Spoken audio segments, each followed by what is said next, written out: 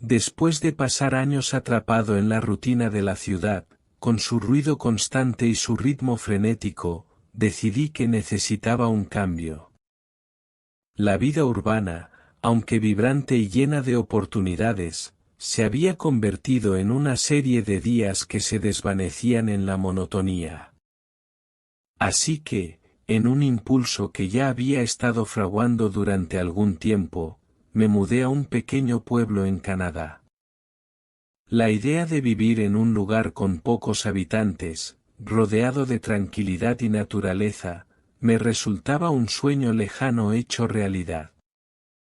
Mi objetivo era encontrar paz y redescubrirme en un entorno completamente diferente al bullicio de la ciudad. Encontré una casa de alquiler en la periferia del pueblo. Era una casa antigua de 2 pisos, con un jardín descuidado y un aire de abandono que, paradójicamente, me resultaba acogedor.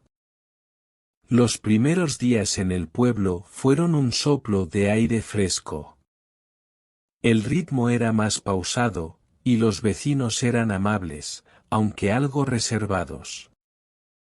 A menudo me encontraba con miradas curiosas, pero nada que indicara malicia. El aire fresco del campo y la tranquilidad de los campos circundantes parecían borrar cualquier rastro del estrés que había acumulado en la ciudad.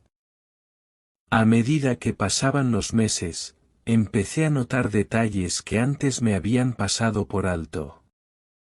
Las conversaciones en la tienda de comestibles, en el café local, o durante mis caminatas diarias por el campo, siempre parecían girar en torno a los mismos temas: el clima, las cosechas, y a veces, susurros que desaparecían tan pronto como me acercaba. Había algo en la manera en que la gente hablaba, en sus miradas furtivas, que me hacía sentir que había algo más en este lugar, algo que no era evidente a simple vista. Una noche, mientras disfrutaba de una taza de café en el pequeño café del pueblo, me senté con un hombre mayor llamado Walter. Walter era una figura conocida en el pueblo, un hombre cuya vida parecía estar entrelazada con la historia del lugar. Con sus canas y su andar pausado, parecía tener una historia para cada rincón del pueblo. Decidí entablar una conversación con él, buscando entender mejor el lugar en el que me había mudado. La charla comenzó con temas triviales, pero pronto tomó un giro más oscuro. Walter me miró con una seriedad que, de repente, hizo que me sintiera incómodo. ¿Sabías que aquí tenemos una tradición oscura?, dijo, con su voz susurrante y cargada de una gravedad palpable. Mi curiosidad se despertó inmediatamente. ¿De qué estás hablando?, pregunté, tratando de mantener la calma mientras mi mente empezaba a correr con posibles escenarios. Walter me explicó que durante más de una década, el 27 de agosto había sido un día marcado por el miedo en el pueblo. Cada año, sin falta, aparecía el cuerpo de una persona en algún lugar del pueblo. La policía local había intentado sin éxito capturar al asesino. A medida que los años pasaban, los cuerpos aparecían en lugares cada vez más audaces. Una vez, el cuerpo fue hallado en medio de la plaza del pueblo, expuesto a la vista de todos, como un macabro recordatorio de que el asesino estaba entre ellos. El relato de Walter era inquietante. Me describió cómo el 27 de agosto era temido por todos los residentes, quienes tomaban precauciones adicionales y evitaban salir después del anochecer. Los cuerpos siempre eran encontrados en lugares que parecían casi como una declaración desafiante del asesino. Cada vez que la policía creía tener una pista, el asesino parecía desvanecerse en el aire, dejando tras de sí una estela de misterio y terror. A medida que me adentraba en la historia, un sentimiento de inquietud se apoderó de mí. La idea de que alguien pudiera estar acechando en la sombra, esperando ese día específico para cometer un asesinato, era aterradora. El pensamiento de que este asesino pudiera ser cualquier persona del pueblo, alguien con quien quizás había intercambiado un saludo amistoso, me heló la sangre. A medida que se acercaba el 27 de agosto, la atmósfera en el pueblo se volvía cada vez más tensa. Las conversaciones entre los residentes se volvían más cortantes, y la sensación de vigilancia era casi palpable. Las luces de las calles estaban encendidas durante toda la noche, y las patrullas de policía eran más frecuentes que nunca. La paranoia se extendía como una sombra, afectando a cada rincón del pueblo. Finalmente, el día llegó. El 27 de agosto se presentó con un cielo grisáceo y una sensación de opresión en el aire.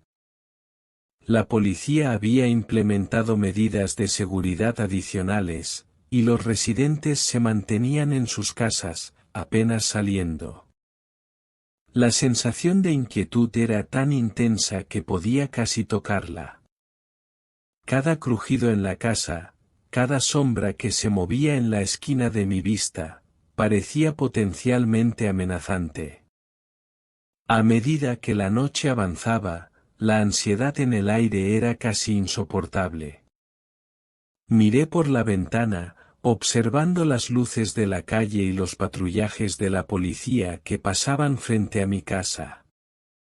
Cada minuto se arrastraba, y el silencio que envolvía el pueblo se sentía como una presión constante.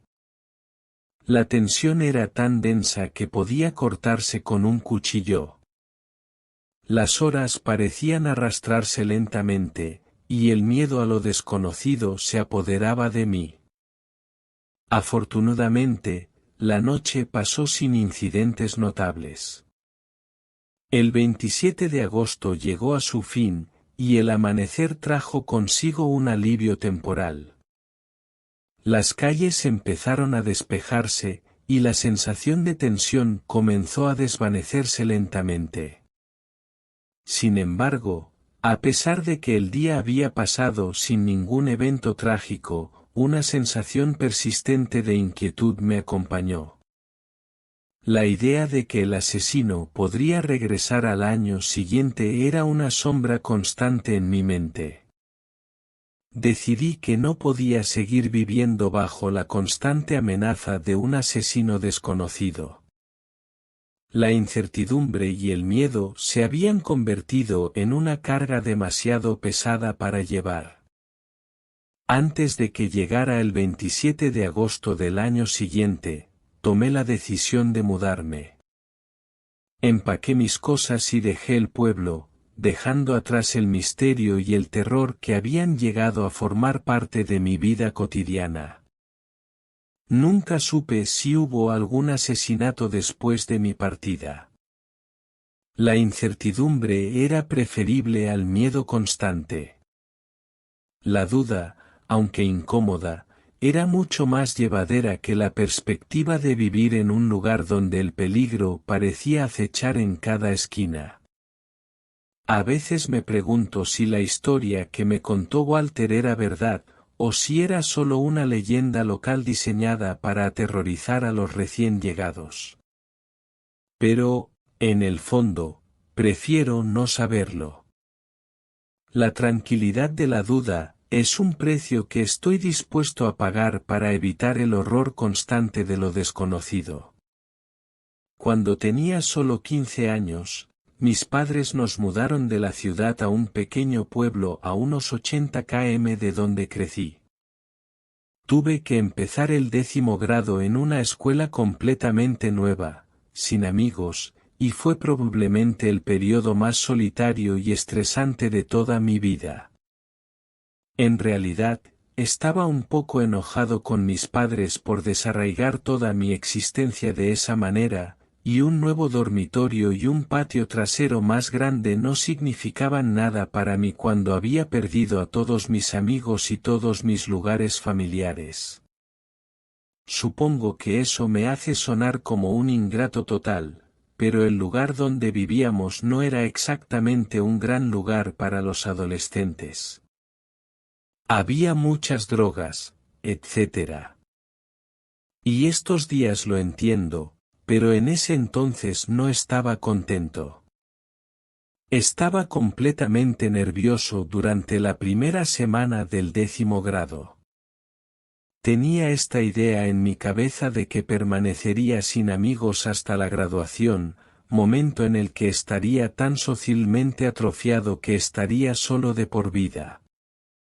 Algo muy irracional, lo sé.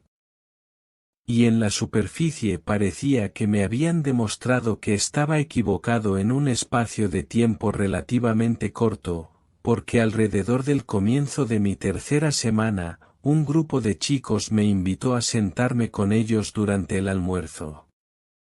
Era una bola de ansiedad, pero ellos fueron amables y me dijeron que era bienvenido a sentarme con ellos durante el almuerzo en el futuro.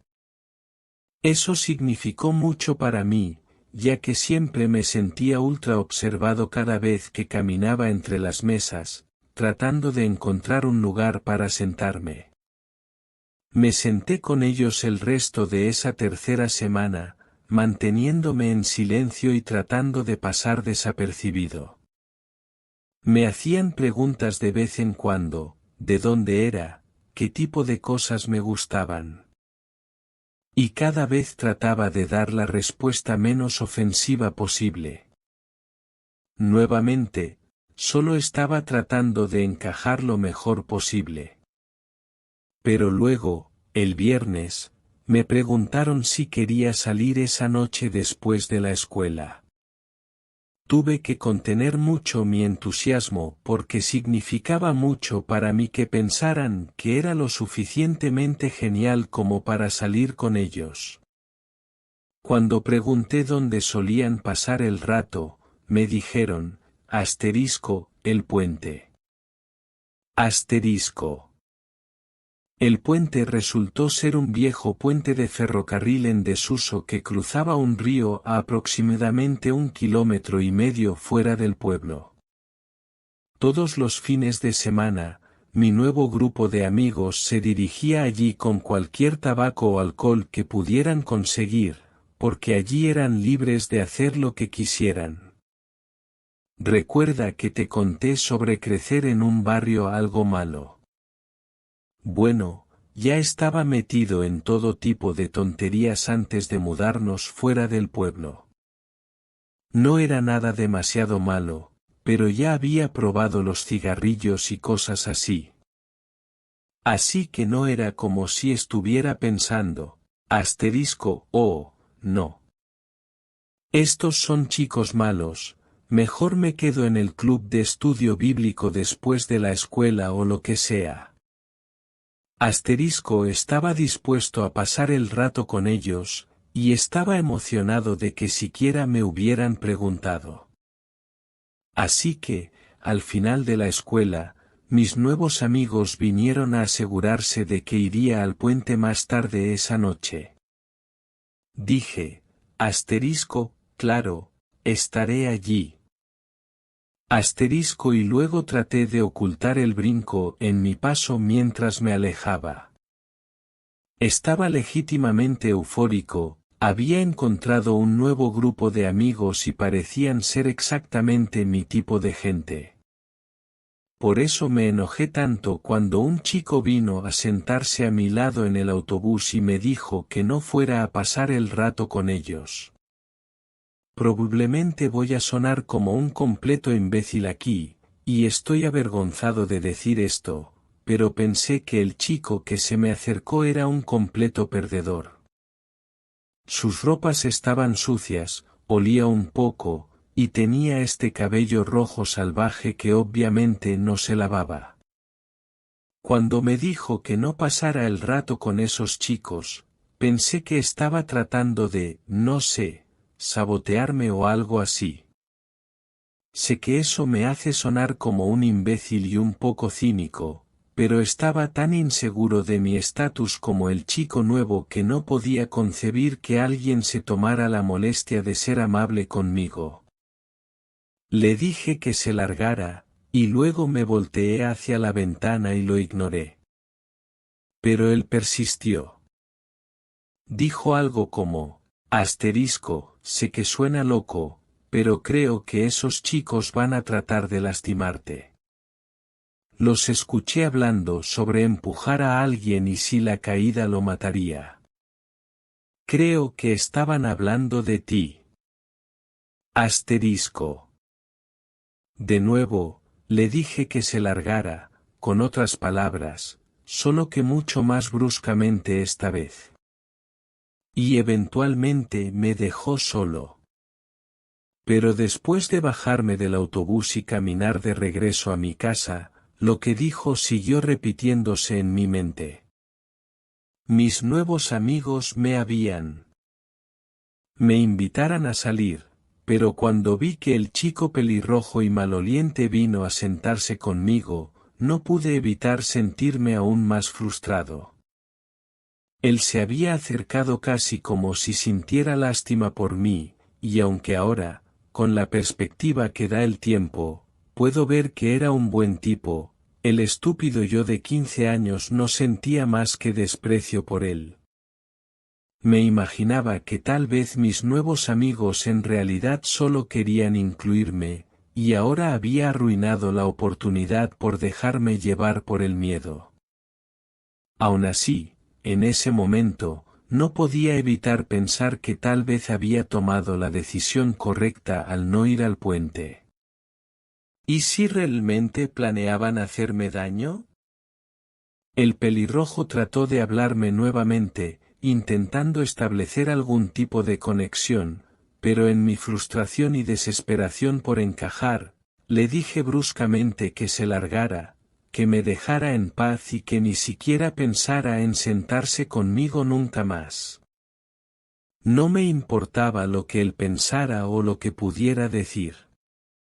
Solo quería desaparecer, evitar el rechazo, al mismo tiempo, el arrepentimiento de no haber ido al puente. Puedo ver claramente ahora que estaba siendo cruel, pero en ese momento, solo era un adolescente inseguro, tratando desesperadamente de encontrar su lugar en un entorno nuevo. El miedo al rechazo y el deseo de encajar me llevaron a alejar a alguien que, en realidad, estaba tratando de ayudarme. Pero a mis 15 años, no lo entendía. No podía ver más allá de mi propia ansiedad y confusión. Después de ese día, me sentía atrapado entre la duda y la culpa. Por un lado, estaba aliviado de no haber ido al puente, pero por otro, lamentaba haber perdido lo que podría haber sido mi grupo de amigos. Y todo se complicó aún más cuando, a pesar de todo, empecé a notar que el chico pelirrojo parecía estar interesado en cosas similares a las mías. Mis esperanzas, aunque tambaleantes, seguían presentes. Pero la próxima vez que, yendo a hacer alguna diligencia o simplemente paseando. Pero ese domingo en particular, el pueblo estaba inquietantemente silencioso. No se escuchaban risas, ni conversaciones, ni siquiera el ruido de los autos en la distancia. Al principio no le di mucha importancia, pensando que tal vez era solo una mañana tranquila. Pero a medida que el día avanzaba, esa sensación de inquietud se hizo más intensa. Mi madre notó mi preocupación y me preguntó si quería ir a dar un paseo. Acepté, esperando que tal vez el aire fresco me despejara la cabeza. Cuando salimos a la calle, noté que algunas personas estaban reunidas en pequeños grupos, susurrando entre ellas. Mi madre también se dio cuenta y me dijo que tal vez algo había sucedido en el pueblo. Nos acercamos a uno de esos grupos para preguntar qué estaba pasando. Fue entonces cuando escuché las palabras que me helaron la sangre: alguien murió anoche en el puente. Sentí como si el suelo se abriera bajo mis pies. Mi corazón comenzó a latir descontroladamente mientras intentaba procesar lo que acababa de escuchar. Pregunté quién había sido, esperando que no fuera alguien que conociera. Pero entonces uno de los vecinos mencionó un nombre que reconocí. Era uno de los chicos del grupo al que me había unido brevemente, el mismo grupo que me había rechazado después de no haber ido al puente. La historia era confusa y nadie parecía tener todos los detalles, pero lo que todos sabían era que algo había salido mal esa noche en el puente. Algunos decían que fue un accidente, que alguien tropezó y cayó al río. Otros susurraban que tal vez había sido algo más intencionado, pero nadie quería decirlo en voz alta. Mientras mi madre me miraba con preocupación, sentí una mezcla de alivio y culpa. Alivio porque no había estado allí, porque había evitado lo que podría haber sido mi propio final. Pero también culpa, porque no podía dejar de pensar en ese chico pelirrojo y maloliente que había tratado de advertirme. ¿Y si su advertencia no había sido solo una tontería? ¿Y si realmente me había salvado? A partir de ese día, mi perspectiva cambió. No volví a sentir desprecio por el chico que me había advertido. De hecho, me di cuenta de que le debía mucho más de lo que había estado dispuesto a admitir. Aunque nunca llegamos a ser amigos cercanos, siempre sentí una extraña gratitud hacia él, una gratitud que, con el tiempo, se convirtió en una lección sobre la verdadera amistad y la importancia de escuchar, incluso cuando no queremos. Ese día aprendí que la vida tiene maneras extrañas de enseñarnos quiénes son nuestros verdaderos amigos y que a veces, el instinto de protegernos es lo único que puede salvarnos. Había llenado casi todo el gimnasio. La sensación de inquietud que me había estado rondando desde la mañana del domingo se convirtió en algo más tangible.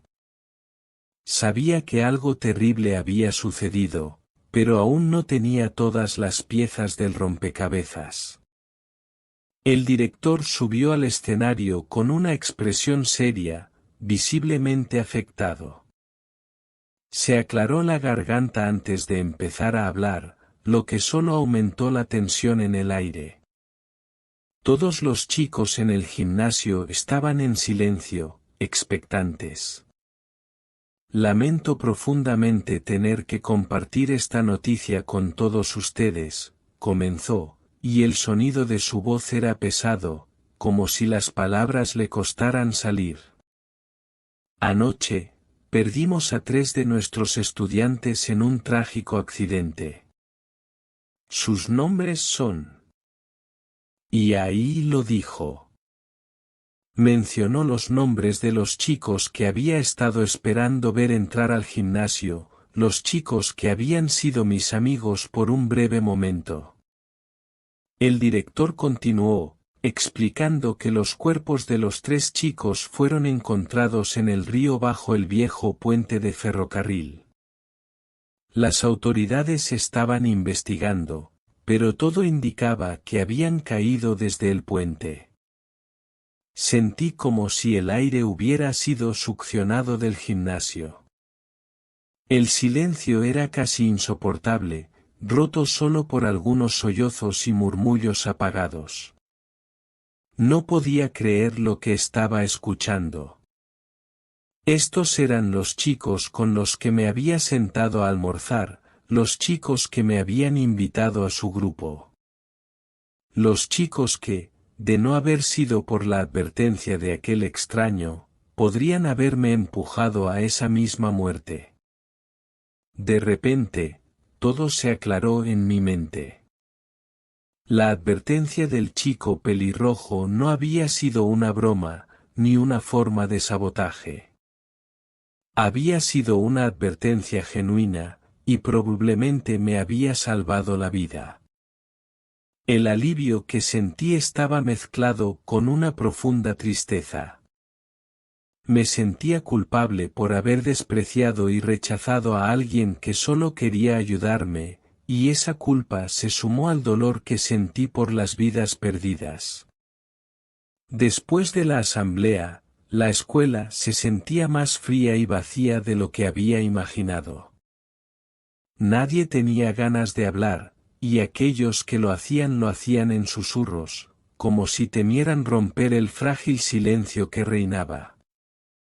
No pude concentrarme en mis clases, mi mente seguía volviendo a lo que había escuchado y al hecho de que, de alguna manera, había evitado ese destino. En los días que siguieron, traté de acercarme al chico pelirrojo, de agradecerle por lo que había hecho. Pero parecía que él también había desaparecido. No lo vi más en la escuela, ni en el autobús, ni en el pueblo. Era como si se hubiera desvanecido, dejándome solo con mis pensamientos y el peso de la deuda que sentía. Con el tiempo, la vida en el pueblo volvió a una apariencia de normalidad, pero para mí, nada volvió a ser igual. Aprendí una lección dura sobre las decisiones que tomamos y las personas que dejamos entrar en nuestras vidas. Y aunque nunca pude agradecerle al chico pelirrojo, siempre lo recordaré como alguien que, de alguna manera, apareció en el momento justo para cambiar mi destino. Realmente había sucedido, el tono de la conversación cambió drásticamente. Lo que al principio se consideró un trágico accidente pronto se convirtió en algo mucho más oscuro y perturbador. La verdad salió a la luz cuando uno de los chicos del grupo, el más joven y menos resistente a la presión, no pudo soportar la culpa y confesó todo a sus padres, quienes luego fueron directamente a la policía. Resultó que lo que había sucedido no era un accidente en absoluto. Los chicos habían planeado una especie de prueba de valor para el chico nuevo, similar a lo que había temido que hicieran conmigo. Le habían dicho que saltara desde el puente al río, asegurándole que el agua era lo suficientemente profunda como para amortiguar su caída.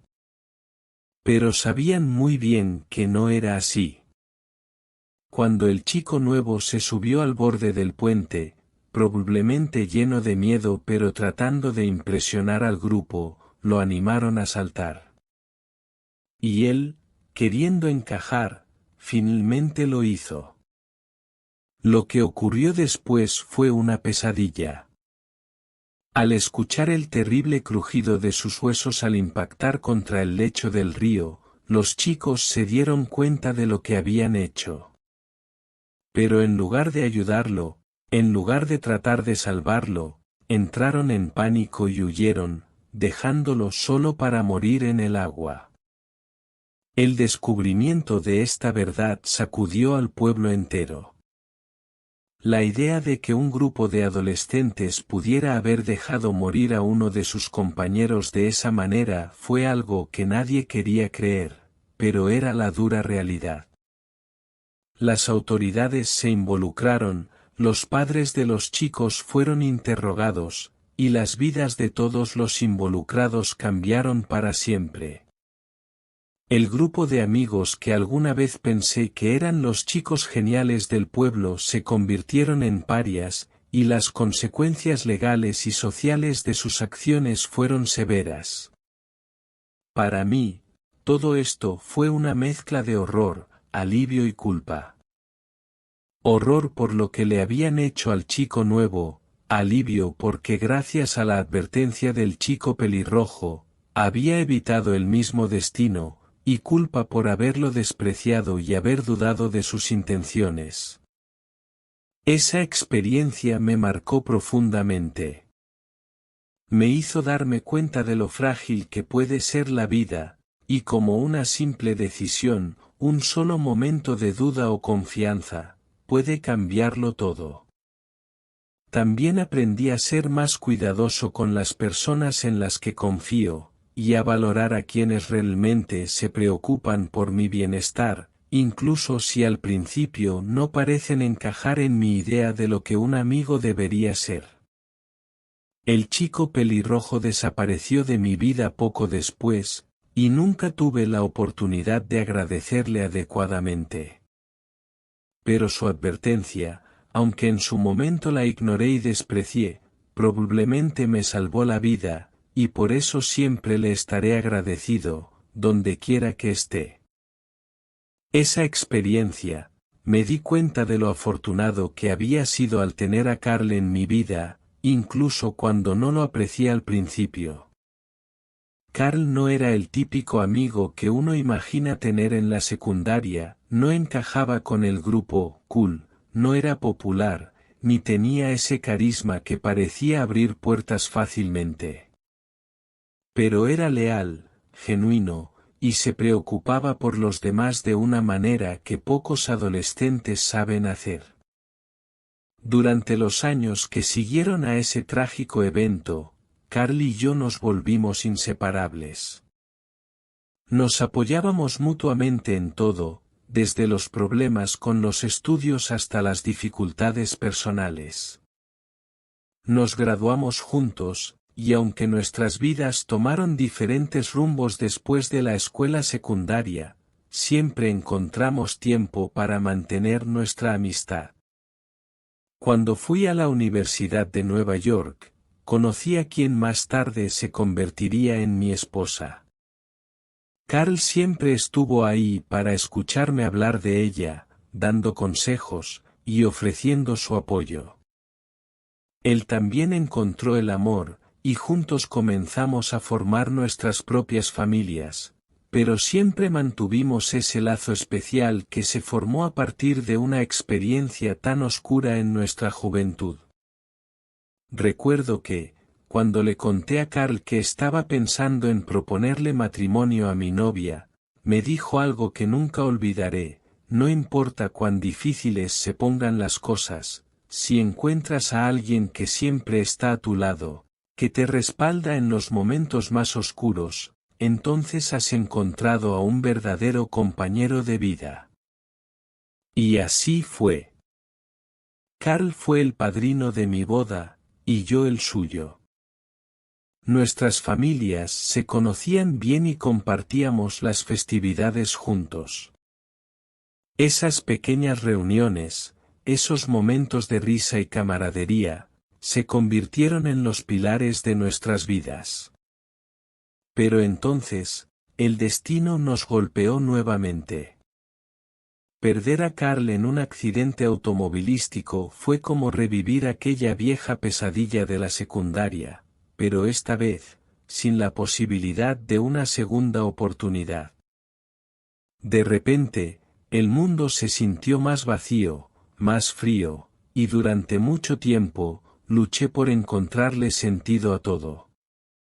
¿Cómo podía seguir adelante sin él? ¿Cómo podía afrontar la vida sin el amigo que me había salvado, no solo físicamente, sino también emocionalmente, tantas veces? Sin embargo, con el tiempo, aprendí a honrar su memoria de la mejor manera que sabía, siendo el tipo de amigo que él fue para mí. Trato de ser más compasivo, más atento, más agradecido por las personas en mi vida. Y aunque no pasa un día sin que piense en Carl, también sé que él querría que siguiera adelante, que viviera plenamente y que cuidara de los que me rodean. Así que aquí estoy, compartiendo nuestra historia, no solo para recordar a Carl, sino para recordar a todos lo importante que es valorar a los verdaderos amigos. Porque, como bien dijo Carl, son difíciles de encontrar, pero cuando los encuentras, se convierten en una parte de ti que nunca desaparece, incluso cuando ya no están físicamente a tu lado. Decidí hacer una pequeña investigación por mi cuenta. Salí a caminar por la calle para ver si podía averiguar algo más sobre el hombre junto al estanque. Había un parque al final de la calle con un pequeño estanque, y mientras caminaba, me fijé en los alrededores. Todo parecía normal, hasta que noté a un hombre de aspecto algo extraño, sentado en una banca cerca del estanque. Llevaba una chaqueta que parecía un poco fuera de lugar para la temporada, y estaba mirando alrededor de manera un poco inquietante. No quería alarmar a mi hijo ni a su amigo, así que traté de observar discretamente. El hombre parecía estar esperando a alguien, y vi cómo miraba a los niños que pasaban cerca del parque. Me sentí incómodo, pero no quería saltar a conclusiones sin tener más información. Decidí regresar a casa y hablar con mi esposa sobre la situación. Ella también estaba preocupada, así que decidimos esperar a ver si había más información sobre este hombre. Un par de días después, recibimos una llamada de uno de los vecinos. Había oído rumores sobre alguien en el parque que estaba tratando de atraer a los niños con promesas de recompensas. Nos aconsejó que tuviéramos cuidado y que no permitiéramos que nuestros hijos se acercaran a extraños en el parque. Fue una conversación difícil con mi hijo. Le expliqué que, aunque su amigo era muy imaginativo y que todo era parte del juego, había algunas cosas en la vida real que debían tomarse en serio. Hablamos sobre la importancia de no seguir a extraños ni aceptar cosas de ellos, incluso si parecen parte de un juego divertido. Mi hijo entendió y, aunque estaba un poco decepcionado, se dio cuenta de la importancia de estar alerta. Decidimos que él y su amigo seguirían jugando juntos, pero siempre en lugares donde pudiéramos supervisarlos o donde supiéramos que estaban seguros. Después de eso, el misterioso hombre no volvió a aparecer en el parque, y los juegos de mi hijo y su amigo volvieron a ser tan divertidos y creativos como antes. Sin embargo, siempre recordaré esa experiencia como un recordatorio de lo importante que es estar atento a la seguridad de nuestros hijos, incluso en situaciones que parecen inofensivas. Así que en lugar de dejarlo ir solo al estanque decidí llamar a los padres de su amigo para ver si sabían algo sobre este hombre. Les llamé y originalmente esperaba hablar con el amigo de mi hijo, pero sus padres me dijeron que ya había salido de casa en su bicicleta unos 20 minutos antes. Luego me dijeron que se dirigía al estanque, pero estaban confundidos de por qué no había ido a buscar a mi hijo antes. Podía notar que empezaban a preocuparse porque si su hijo les dijo que se dirigía a nuestra casa y luego fue a otro lugar, eso era una causa obvia de preocupación, pero luego, aunque compartía la preocupación, no quería asustarlos mencionando a un hombre que todavía podría haber sido solo una invención de la imaginación de su hijo. No quería hacer todo un escándalo de algo que podría haber sido nada, pero aún así les dije que iría al estanque con mi hijo de inmediato solo para asegurar de que todo estuviera bien. Me lo agradecieron, colgamos y luego le dije a mi hijo que se pusiera los zapatos porque íbamos al estanque juntos. Así que nos fuimos y el estanque estaba a solo 10 minutos a pie de nuestra casa, así que no tardamos mucho en llegar. Pero cuando llegamos no vimos a su amigo por ninguna parte. Pensé que tal vez había montado en su bicicleta a otro lugar y llegaría pronto porque mi hijo y yo llegamos un poco antes de la hora en que habían quedado mi hijo todavía. Estaba un poco confundido sobre por qué lo acompañé en primer lugar, pero le dije que solo quería echar un vistazo al lugar un poco y esperaría hasta que llegara su amigo para asegurarme de que no estuviera perdido o algo así. Eso fue lo que le dije, y lo que realmente estaba haciendo era inspeccionar el lugar para asegurarme de que no hubiera algún tipo de depredador escondido en los arbustos esperando a los niños. Caminé un poco, hablando con mi hijo y tratando de no hacerlo sentir demasiado supervisado, aunque exactamente eso era lo que sentía que estaba haciendo. Tenía mi cabeza en constante movimiento vigilando cualquier tipo de persona me rodeando cerca, pero no vi a nadie, así que empecé a sentirme un poco menos paranoico. Pero luego esperamos y esperamos, pero no había señales del amigo de mi hijo. Cuando le pregunté si solía llegar tarde, mi hijo dijo que no, que normalmente llegaba temprano si no paraba primero en nuestra casa. Al escuchar eso, la sensación de paranoia comenzó a regresar, así que le pedí a mi hijo que diera un paseo conmigo y tal vez podríamos ver a su amigo acercándose en su bicicleta. Mi hijo estaba realmente confundido por cómo estaba actuando, pero no hizo preguntas, simplemente me siguió mientras caminábamos alrededor del estanque. La idea era tener una mejor vista del área que la que ya tenía y asegurarme de que no hubiera nadie merodeando más lejos que pudiera aparecer en cuanto nos fuéramos. El estanque estaba en una zona de parque semisalvaje, un gimnasio para niños por aquí, unos bancos por allá, pero mayormente muchas flores silvestres y arbustos y cosas así, y estaba mirando alrededor y por encima de los arbustos. Mi hijo no sabía qué buscar, así que sus ojos vagaban por todos lados, y fue entonces cuando vio algo familiar que parecía haber sido empujado debajo de un arbusto. Era la bicicleta de su amigo. Pero su amigo no estaba a la vista. No vi lo que él estaba viendo, no al principio.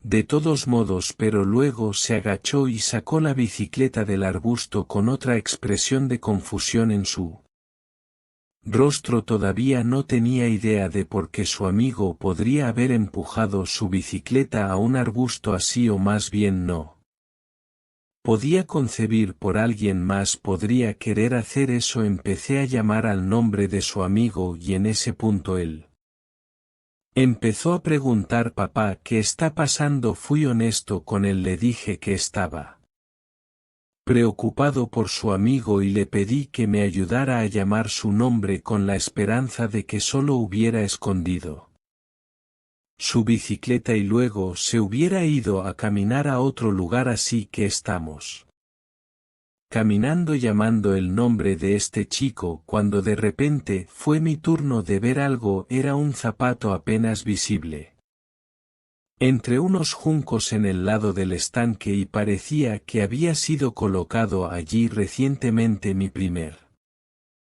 pensamiento fue decirle a mi hijo que corriera a casa de su amigo y le dijera a sus padres que llamaran a la policía. Pero no pude decirlo, simplemente no pude. Era como una admisión de que algo estaba terriblemente mal y no quería dejarlo solo ni por un minuto allí afuera, considerando mi estado mental. Pero luego que corriera conmigo hasta la casa de su amigo lo habría puesto al tanto de todos modos, y para cuando llegamos allí casi estaba llorando. Hicimos que la mamá de su amigo lo llevara a su casa. Luego el papá y yo llamamos a la policía antes de regresar al estanque para buscar a su hijo, y fue una verdadera pesadilla. Literalmente la peor pesadilla de cualquier padre hecha realidad, y tuve un asiento de primera fila para ver a un hombre perder la cabeza. Los policías llegaron y se hicieron cargo de la búsqueda, luego eventualmente abrieron una investigación sobre la desaparición del chico, pero hasta el día de hoy nunca ha sido encontrado. La desaparición destrozó a los padres del chico hasta el punto de que se mudaron, y atormentó tanto a mi hijo que nosotros también terminamos mudándote. Pero nunca fue el mismo durante un tiempo después de eso, como si tuviera miedo de su propia sombra. Pero si eso me hubiera pasado a mí y me hubieran arrebatado a mi mejor amigo de la infancia, así yo sería exactamente igual. En el verano de 2017 me mudé de mi pequeño pueblo natal de Barnsley en South Yorkshire a la mucho más grande ciudad de Manchester. Encontré un piso en un lugar llamado Moss Side, del cual la gente decía que podía ser una zona bastante conflictiva. Pero donde vivía no había problemas en absoluto. La gente era amable, los vecinos eran amigables, todos simplemente se mantenían en su propio mundo. Pero la reputación del lugar aún me mantenía alerta. Durante las primeras semanas que estuve allí era cuidadosa sobre dónde iba después del anochecer. Siempre me aseguraba de que mis puertas y ventanas estuvieran cada vez que salía, e incluso hacía cosas como esconder mi laptop debajo de la cama y en su funda por si acaso mi piso se rompía. Pasaron solo 3 semanas para que tuviera mi primer encontronazo con problemas, y cuando llegó vino desde una dirección que nunca habría esperado, y nada ha superado eso desde entonces en términos de terror puro. Así que el lugar donde vivía en ese momento era un edificio de 2 plantas con un piso en la parte superior y otro en la parte INF, con un pequeño pasillo a ambos lados y un jardín compartido en la parte trasera.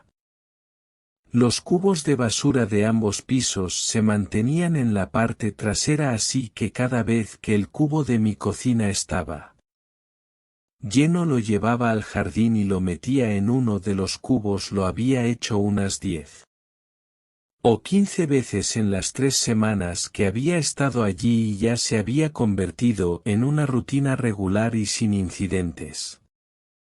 Entonces una noche alrededor de las 9 estaba sacando la basura después de haber hecho todos los platos. Coloqué la bolsa en el cubo como lo había hecho docenas de veces antes, cuando escuché una voz detrás de mí decir: no te muevas. La voz venía del otro lado de la cerca, al final del jardín, y era tan calmada que al principio pensé que solo era alguien bromeando. Me di la vuelta y estaba a medio camino de decir: ¿quién demonios te crees que eres? Cuando lo vi, era un hombre probablemente de la edad de mi padre, unos 30 y tantos años including ándose sobre la cerca al final del jardín y apuntándome con una pistola. No era una pistola de mano, era un rifle, uno moderno. Además, en el momento en que lo vi levanté las manos en el aire y sentí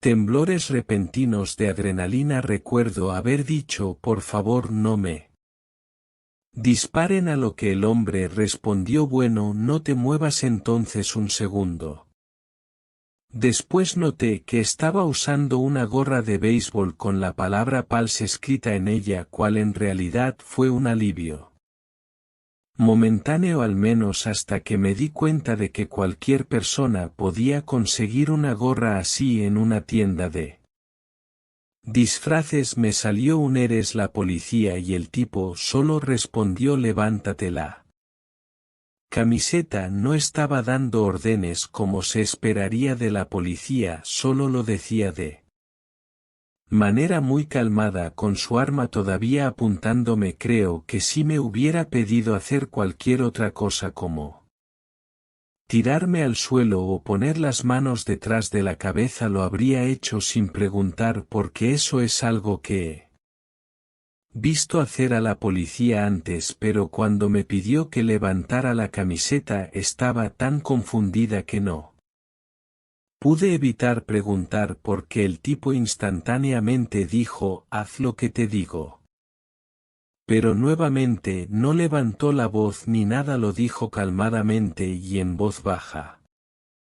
No necesité que me lo dijera 2 veces, después de todo él era el que tenía el arma y yo estaba tan aterrorizada que simplemente hice lo que me pidió y levanté mi camiseta sin tener idea de por qué me lo pedía. Levanté mi camiseta y luego la volví a bajar solo para que el hombre dijera: espera un minuto, levanta tu camiseta de nuevo y da una vuelta. Ya estaba más allá de preguntar porque así que simplemente hice lo que me pidió y luego bajé la camiseta nuevamente después de preguntar qué estaba pasando. Él no respondió a mi pregunta, solo me preguntó cuál era mi nombre, así que le dije que me llamaba Tom. Entonces él dijo: escucha atentamente, Tom, quiero que camines hacia mí despacito con las manos arriba. De acuerdo. Todavía estaba aterrorizada, pero me estaba convenciendo de que no iba a dispararme, así que hice lo que dijo. Cuando me acerqué a la cerca trasera, el tipo me dijo que me detuviera, así que lo hice, pero luego me dijo despacio: quita el pestillo de esa puerta trasera para mi buen chico. Nuevamente hice lo que me pidió y retiré el pestillo de la puerta. En el momento en que lo retiré, tipo me dijo: retrocede de la puerta, Tom. Luego alrededor de 5 o 6 policías armados, todos con cascos y armaduras y todo eso, entraron apresuradamente, pero aún permaneciendo lo más silenciosos posible. Uno de ellos llevaba uno de esos grandes arietes para romper puertas. Cuando llegaron a los escalones que llevaban al piso superior, él fue primero y sus compañeros se movieron sigilosamente detrás de él. Era como algo sacado de una película, realmente lo era. Y no podía creer lo que estaba viendo. No solemos ver armas grandes en el Reino Unido y tampoco solemos ver armas pequeñas, así que ver a esos policías con un aspecto de comando irrumpir en mi jardín trasero me dejó atónito. Todos simplemente nos quedamos allí, ellos esperando en las escaleras que llevaban al piso superior, yo con las manos en el aire, hasta que el tipo con el que había estado hablando dijo: bien, Tom, sal por la puerta trasera rápido. Pensé que al pedirme que saliera del jardín trasero todo estaba a punto de empezar y justo desnudo de una joven mujer flotaba en las aguas de Belstead Brook. En una hora la escena estaba llena de oficiales uniformados, detectives de paisano y equipos de forenses con batas blancas. La mujer resultó ser Jeme Rose Adams, de 25 años, que había sido vista por última vez alrededor de 3 semanas antes cerca de West End Road en Ipswich. La policía descubrió que Jeme había sido adicta a la heroína durante su adolescencia y había estado trabajando como prostituta. En el momento de su asesinato, solo 6 días después, el 8 de diciembre, se descubrió el cuerpo de Tanya Nickel, de 19 años, flotando en un cuerpo de agua cercano. Tanya había logrado graduarse de la escuela secundaria, pero a los 17 años vivía en alojamiento de emergencia mientras se prostituía para mantener una creciente adicción a las drogas. La policía entrevistó a quienes la conocían y descubrió que era amiga cercana de la primera víctima, Jeme Adams. Los detectives aún no habían comenzado la investigación adecuada sobre la muerte de Tanya cuando se encontró un tercer Cuerpo en una zona boscosa cerca de Naonan Nally Olderten de 24 años estaba embarazada de 3 meses cuando fue asfixiada antes de que su cuerpo fuera dispuesto en una posición cruciforme. La última vez que se la vio fue en el tren de las 6:43 de la tarde hacia Ipswich.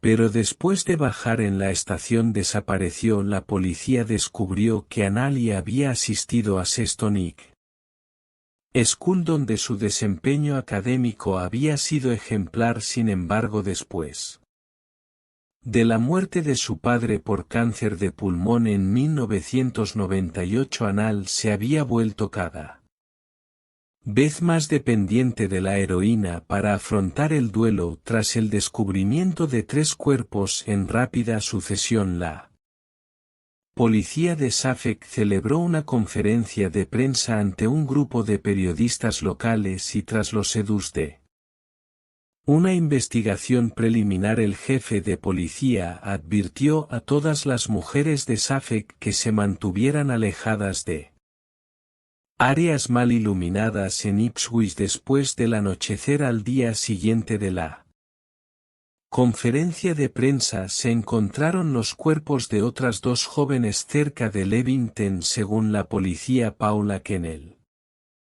de 24 años, y Annette Nichols, de 20 años, habían sido asesinadas por compresión de la garganta. Paula Kennel fue vista por última la noche del 10 de diciembre y solo unos días antes había participado en una entrevista de estilo Man on the Street con la cadena de noticias local.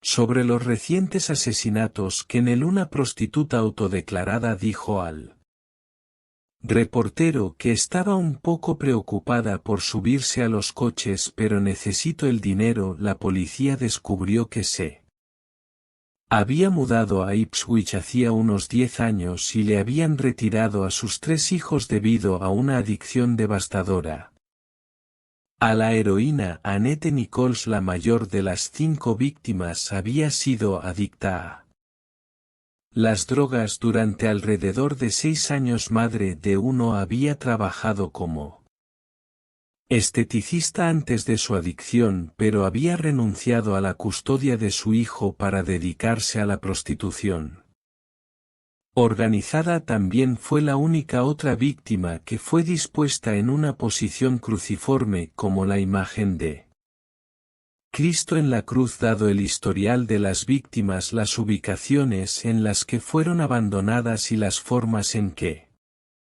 Nichols y Olderton fueron dispuestas, la policía de Suffolk concluyó que los asesinatos estaban vinculados. Lanzaron una investigación a gran escala llamada a Operación Sumac con el jefe de policía declarando que la asistencia pública sería clave para su éxito. El asesino, se creía, era un hombre corpulento de entre 30 y 40 años que casi con certeza vivía entre ellos. Era el esposo de alguien, el padre de alguien o el hijo de alguien. La haría todo lo posible para llevar al hombre ante la justicia, pero no estaban en la mejor posición para detectar las señales. Advirtieron a los ciudadanos de Ipswich que estuvieran atentos a cualquier persona que hubiera limpiado minuciosamente su coche recientemente o a cualquiera que desapareciera por la noche durante largos periodos de tiempo sin explicación. La perspectiva dejó una nube oscura sobre Ipswich y sus ciudadanos, preguntándose quién sería el siguiente. El 14 de diciembre la policía se celebró otra conferencia de prensa donde anunciaron que la investigación estaba progresando de manera constante. Descubrieron que cada mujer había sido asesinada en una ubicación principal antes de ser transportada a un cuerpo de agua o a una zona boscosa cerca de una escuela o iglesia. También anunciaron que creían que su sospechoso era un hombre violento, posiblemente religioso, que frecuentaba a mujeres de la noche. Posteriormente advirtieron al público que estuviera atento a cualquier hombre que hubiera adquirido repentinamente ropa de mujer, ya que se creía que el asesino solía tomar trofeos de sus desafortunadas víctimas al día siguiente. La policía anunció que el número de oficiales trabajando en el caso a tiempo completo había aumentado a 600 y que el personal de más de 25 fuerzas policiales británicas estaba prestando recursos materiales o humanos a la investigación. Solo 5 días después, el 19 de diciembre de 2006, la policía de Sauk llevó a cabo una redada a primera hora de la mañana en una tranquila calle suburbana al sur del río Orwell. El nombre de la calle era Bell Close y el hombre arrestado era un hombre de 48 años llamado Steve Wright.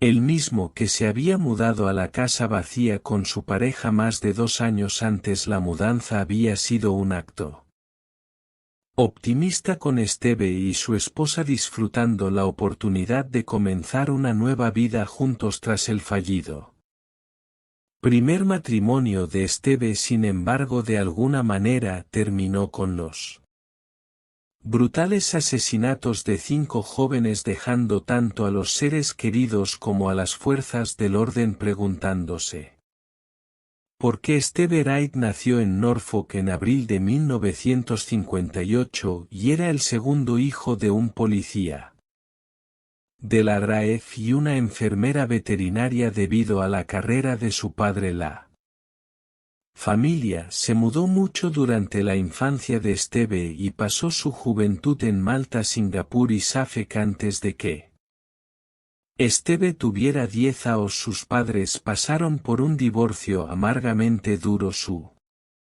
padre dijo más tarde que la madre de Steve los abandonó, dejando al joven buscando una figura materna que nunca encontraría. Por otro lado, la madre de Steve afirmaba que su padre era un borracho violento y que ella se fue por miedo a su vida. También afirmó que el temor por Steve era la única razón por la que no lo había llevado con ella, ya que su padre había jurado buscarlas y matarlas si intentaba llevarse a su hijo.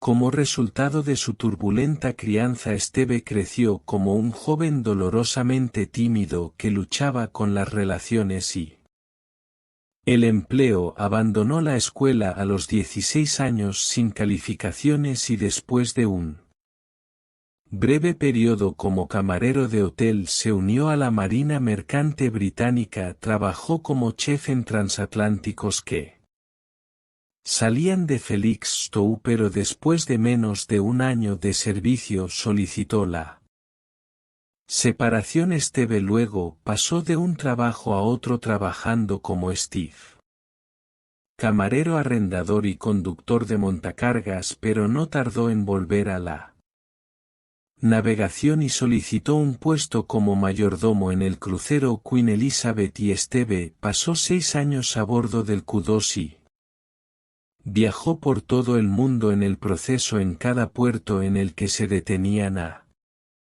Steve se le daban unos días de permiso en tierra, pero a diferencia de sus compañeros de barco que pasaban su tiempo comprando o haciendo turismo, Steve solía visitar burdeles locales. Se convirtió en una especie de adicción para él y sus compañeros sabían que desaparecía durante días antes de regresar al barco, pareciendo callado y distante. Al final de sus 6 años en él Steve se mudó a Norwich y se convirtió en el arrendador de un pub conocido como el Ferry Boyne. El pub estaba ubicado en un área extremadamente dura de Norwich y era frecuentado por muchas de las mujeres de la noche de la ciudad. Se creía que Steve era un cliente habitual de ellas y esto pudo o no haber contribuido a su eventual despido solo 5 meses después de ser contratado. Luego Steve se mudó a Londres, donde fue visitado por su madre durante las vacaciones de 1992. Patricia Wright dijo más tarde a los periodistas que a pesar de una cálida recepción inicial, su hijo cambió completamente en el día de Navidad. Steve bebió continuamente de la mañana a la noche, y cuando su madre sugirió que desacelerara un poco, él se enfureció y la echó de su casa. Era esto y aquello, le dijo a los reporteros, dijo cosas terribles. Obviamente no quería tener nada que ver conmigo. Fue alrededor de este tiempo que Steve comenzó a visitar salones de masaje en Londres, pero este era un hábito costoso que no se adaptaba a los trabajos de salario mínimo que solía tener. Como resultado, Steve comenzó a jugar para financiar su compañía nocturna, pero no pasó mucho tiempo antes de que las deudas crecientes comenzaran a hacer mella. Sin ver otra salida a su situación actual, Steve intentó suicidarse con gas en su coche y luego fue encontrado tirado en un callejón en Hill antes de ser llevado al hospital. El hermanastro de Steve, Kit, se enteró de que su hermano había acumulado 30.000 libras de deuda en solo unos pocos meses, y agregó que el incidente demostró ser un punto de inflexión en la vida de Steve. Antes solía ser bastante extrovertido, dijo Kit. Salía a tomar una cerveza, a reír y a bromear, pero después de eso se volvió un poco callado. Era difícil sacar algo de él. Tras su recuperación, Steve emprendió un viaje de 10 semanas a Tailandia, gastando todo el dinero que le quedaba en pastillas y prostitutas. Incluso vendió su coche y muebles para financiar el viaje, y a su regreso Steve se vio obligado a mudarse con su anciano padre para evitar dormir en la calle. Habiendo tocado fondo, Steve parece haber pasado por un periodo de intensa automejora mientras vivía con su padre.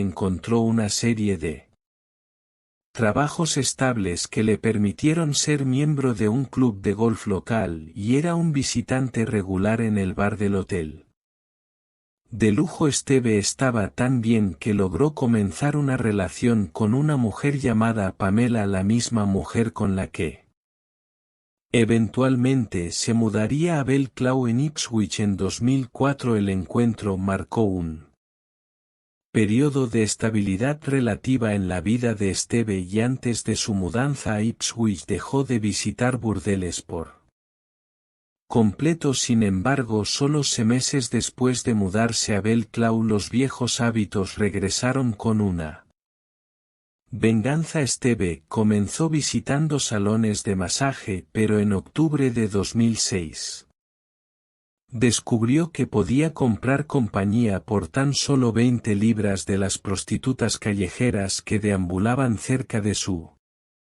casa. Una mujer afirmó que Steve la había visitado 3 días después del descubrimiento de las dos últimas víctimas. Era un cliente regular, me sentía segura con él, dijo, pero esa noche se volvió lento, me inmovilizó, lo cual no solía hacer. Me asustó porque no era como él, pero cuando escuché que había cambiado pensé, oh Dios, he estado en su casa, podría haber hecho cualquier cosa conmigo, nunca pensé que fuera él. El juicio de Steve comenzó el 16 de enero de 2008 con su defensa basándose en la idea de que aunque era un visitante habitual del llamado Distrito Rojo de Ipswich, no era el asesino de las mujeres. La fiscalía planteó la posibilidad de que Steve tuviera un cómplice, alegando que no había evidencia de que el cuerpo de las víctimas hubiera sido arrastrado por una sola persona justo un mes después, el 21 de febrero, y tras 8 horas de deliberación el jurado devolvió veredictos unánimes contra Wright por los 5 cargos de asesinato, lo que Llevó a la fiscalía a argumentar que Wright debía recibir una tarifa de vida completa y por lo tanto nunca ser liberado de prisión. El juez concedió su solicitud y al día siguiente Wright fue condenado a pasar el resto de su vida en prisión bajo el placer de su majestad Greg Bradshaw, el cuñado de Paula Kennel. Dijo a la prensa que estos crímenes merecían el castigo máximo y que solo podía significar una cosa: la pena de muerte o cadena perpetua, y que las otras víctimas no tuvieron derechos humanos por parte de este monstruo. Él será custodiado por el establecimiento a gran costo para los contribuyentes de este país y familias afligidas. Sin embargo, el padre Tim Adams no fue tan rápido en pedir violencia cuando dijo: estoy muy aliviado y complacido por todas las familias de que esto haya terminado. Finalmente todos podemos comenzar a seguir adelante con nuestras vidas en paz. Nunca imaginé que una oferta de trabajo podría cambiar tanto mi vida. Esta para trabajar en un pequeño pueblo en Alemania, uno que no aparecía ni en los mapas más detallados. La oferta era para un puesto que se ajustaba perfectamente a mi perfil profesional y aunque estaba lejos de mi ciudad natal, la promesa de un salario superior y la posibilidad de avanzar en mi carrera me impulsaron a aceptar la decisión de mudarme. No fue fácil, pero mi situación financiera dejaba poco espacio para el lujo de elegir mi nuevo hogar. Era una casita de piedra y madera situada al borde del pueblo. Desde el primer momento en que puse un pie en el pequeño jardín frontal supe que era diferente. La tranquilidad era casi abrumadora y el silencio que envolvía el lugar tenía una cualidad extraña, como si todo estuviera contenido bajo una capa de calma.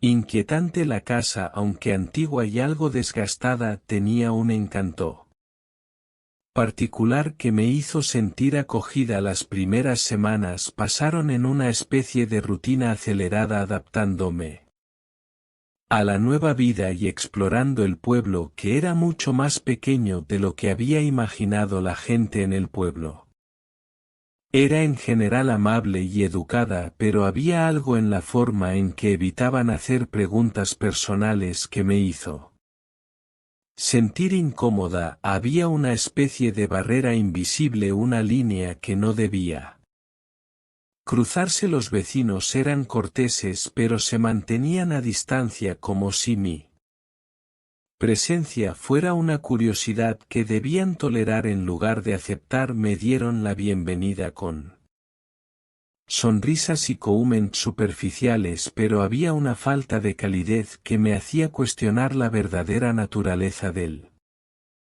lugar. Mi vida transcurría con una calma casi monótona hasta una noche de otoño, cuando algo cambió para siempre. Fue una noche particularmente fría y el viento soplaba con una intensidad que hacía crujir las ventanas. Estaba en mi cocina preparándome una cena rápida cuando los gritos comenzaron. Al principio pensé que eran solo sonidos de la vida nocturna, algún animal o quizás niños andando en la distancia, pero a medida que el sonido se intensificó me di cuenta de que no era algo común. Eran gritos de desesperación mezclados con voces ásperas y risas crueles. Mi corazón comenzó a latir con fuerza. Me armé de valor y me asomé por la ventana de la cocina tratando de ver de dónde venían esos sonidos tan perturbadores. Lo que vi me heló la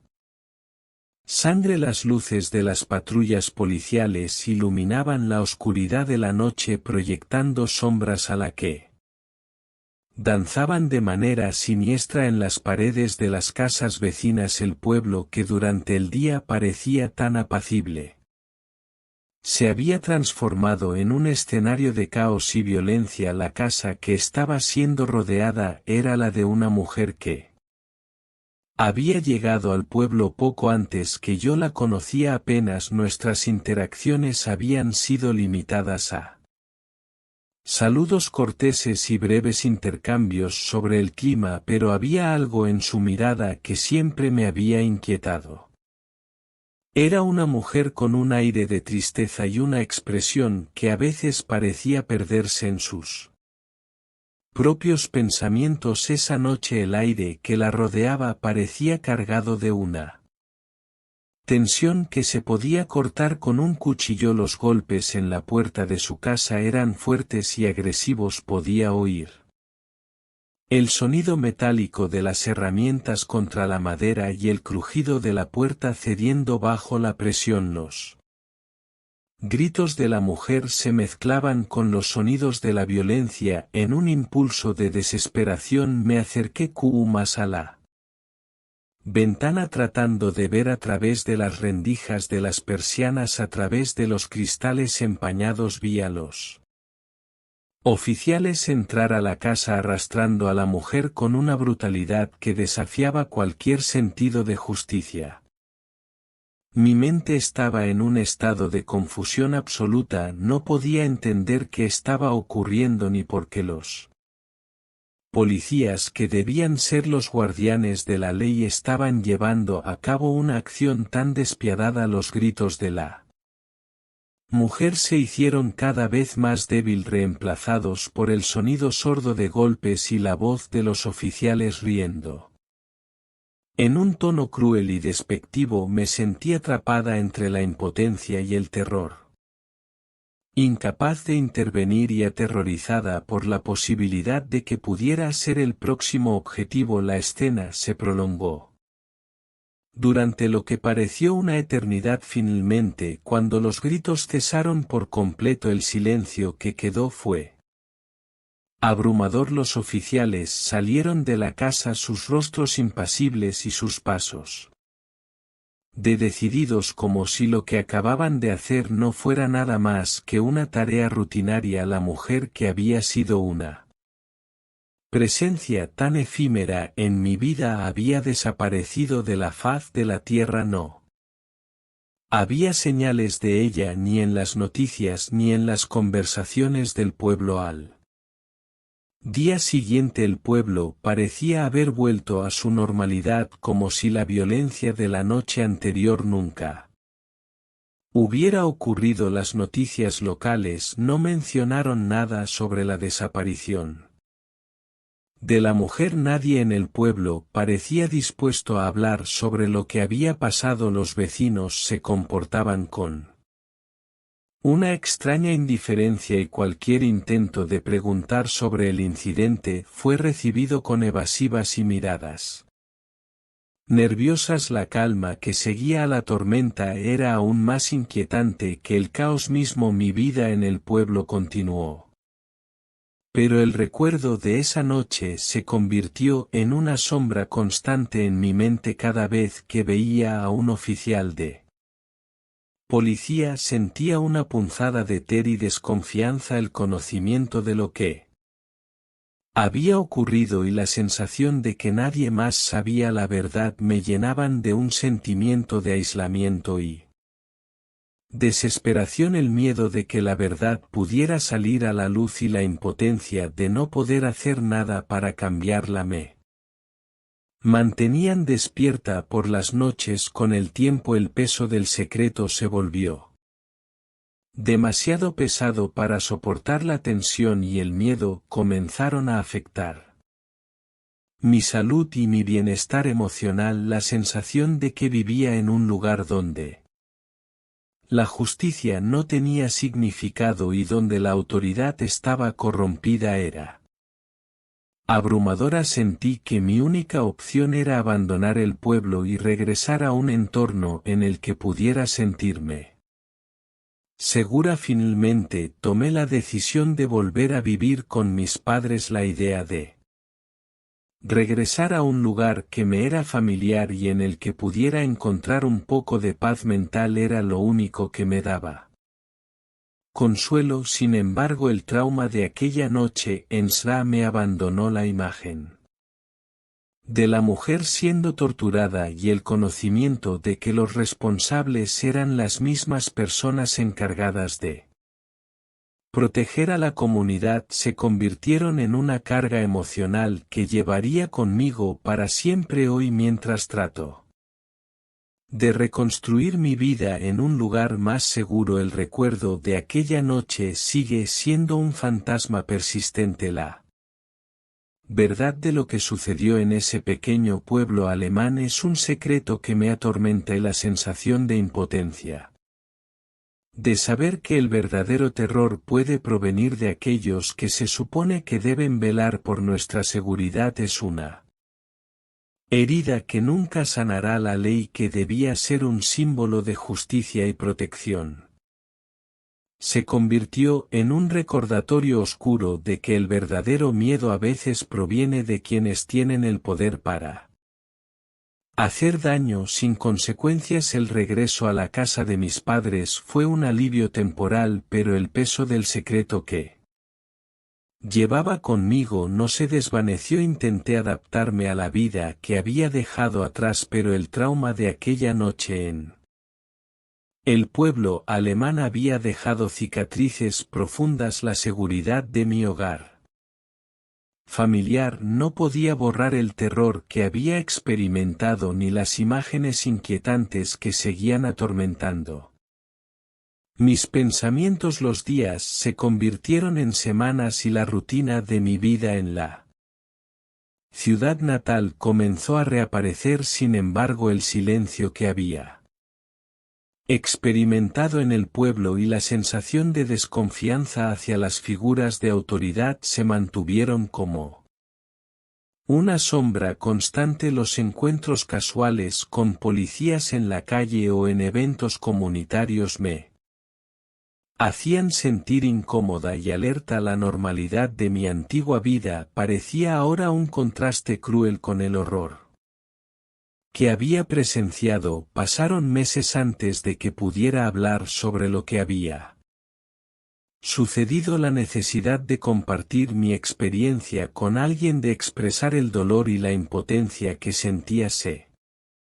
volvió casi abrumadora. Había intentado en vano encontrar alguna forma de justicia o de puesta, pero las barreras que encontré eran impenetrables. La ausencia de información en las noticias y la actitud evasiva de los vecinos en el pueblo eran indicios claros de que el secreto se había enterrado bajo un manto de silencio colectivo. Una noche después de meses de lucha interna decidí confesarle todo a un amigo cercano. La conversación fue difícil y cargada de emociones. Mis palabras fluyeron en un torrente de angustia mientras describía los eventos con todo el detalle que recordaba. La respuesta de mi amigo, aunque solidaria, no pudo aliviar el peso que llevaba. La incredulidad y el shock en su rostro solo sirvieron para recordarme lo inverosímil que parecía mi